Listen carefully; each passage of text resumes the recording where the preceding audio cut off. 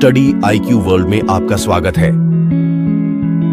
नमस्कार दोस्तों आपके अपने चैनल स्टडी IQ वर्ल्ड में आप सभी का स्वागत है। जैसा कि मैं आप लोगों को बता दूं कि एक ब्रेकिंग न्यूज़ निकल के आ रही है कि इजराइल ने दक्षिणी लेबनान पर फिर से जो है हमला किया है और इस बार जो है हिजबुल्लाह ने इजराइल पर रॉकेट भी दागे हैं। तो दोनों ओर से एक बड़ा हमला हुआ है, इजराइल ने लेबनान पर और हिजबुल्लाह ने इजराइल पर रॉकेट दागे हैं। तो ये अचानक से क्यों हो गया है? और आप लोगों को पता होगा कि हाल ही फिलहाल में इजराइल ने जो है अमेरिका का जो प्रस्ताव था हमास के साथ शांति समझौता का, वो मान लिया था।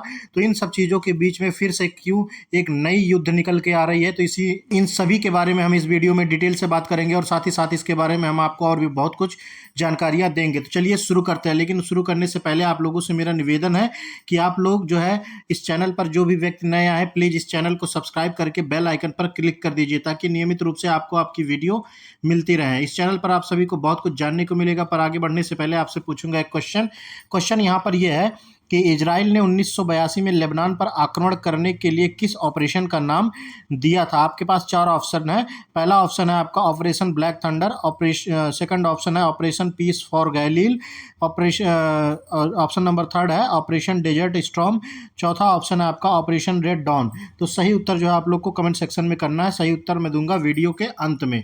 जैसा कि आप लोग देख पा रहे होंगे ये आर्टिकल, और इसी आर्टिकल के बारे में हम लोग विस्तार से चर्चा करेंगे।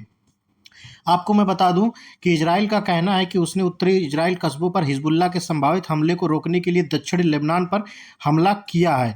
हिजबुल्लाह ने कहा है कि उसने जुलाई के अंत में अपने कमांडर फुआद शुकुर, ये जो फुआद शुकुर है, इजराइल ने इनको जो है इसको मार दिया था और हत्या के जवाब में इजराइल पर कई मिसाइलों के साथ जो है पहली जवाबी कार्रवाई पूरी कर ली गई है।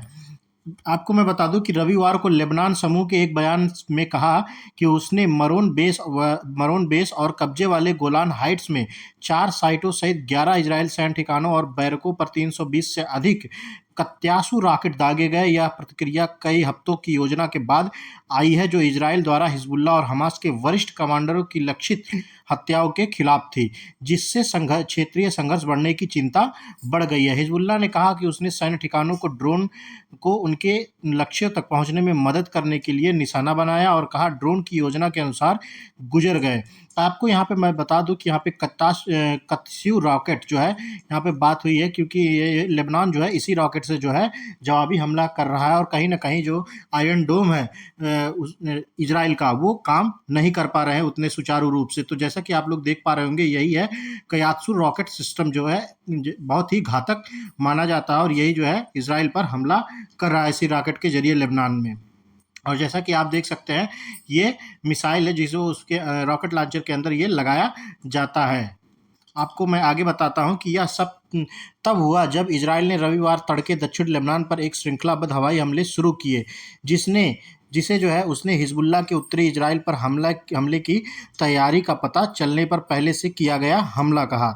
जब से अक्टूबर में इजराइल का गाजा पर युद्ध शुरू हुआ है, हिजबुल्लाह और इजराइल सीमा पार से एक दूसरे पर हमले कर रहे हैं, लेकिन यह एक बड़ा उन्नयन है।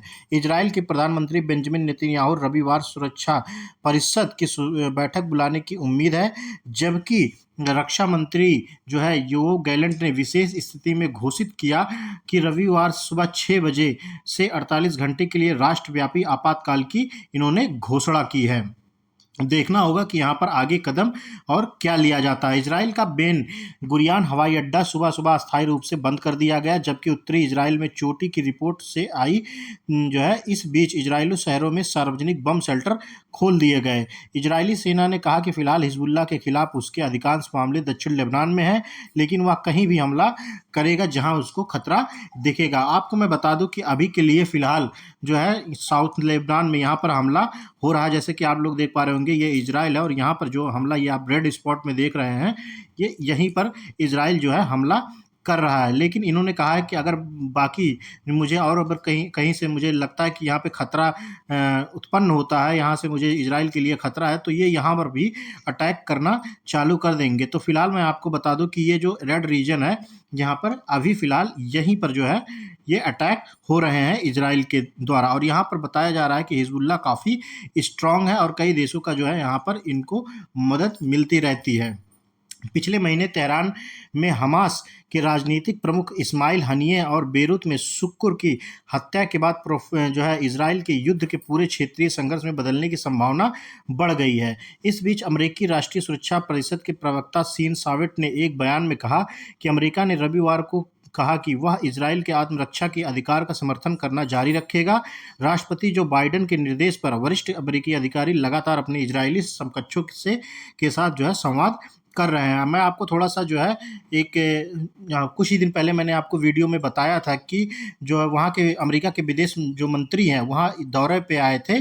3 देशों के मिस्र हुआ और इज़राइल हुआ, कतर हुआ, सऊदी अरेबिया हुआ, तो इन सब जगहों पे वो विज़िट करके गए थे ताकि जो है ये इज़राइल के लिए समर्थन जुटा पाएँ इन सब इस्लामिक कंट्रीज़ को लेके। मैं वहाँ पर आपको थोड़ा-सा और भी डिटेल में बताना चाहूँगा। फ़िलहाल मैं आप देख सकते हैं ये एशिया का मैप है और ये हमारा प्यारा भारत।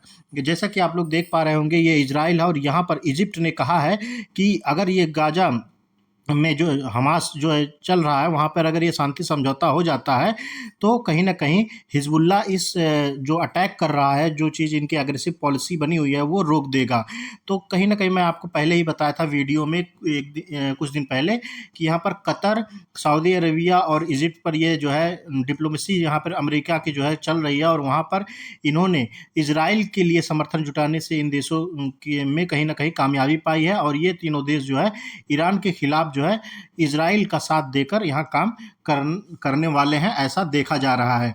रविवार का हमला तब हुआ जब मिस्र ने गाज़ा पर इज़राइल से युद्ध को समाप्त करने के लिए एक नए दौर की वार्ता की मेज़बानी की, जैसा कि मैंने आपको बताया, जो अब अपने 11वें महीने में है। हिज़्बुल्लाह ने कहा कि अगर युद्ध विराम होता है तो वह लड़ाई रोक देगा।